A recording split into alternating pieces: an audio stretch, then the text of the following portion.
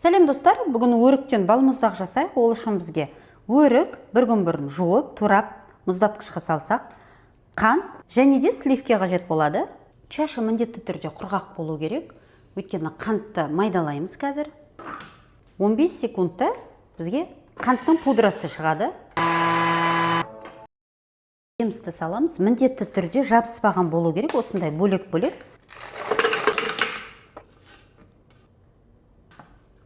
15 секунд. Сегізші жылы.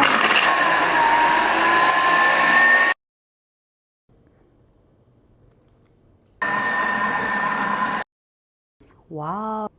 Минутта осындай үйде қасық болса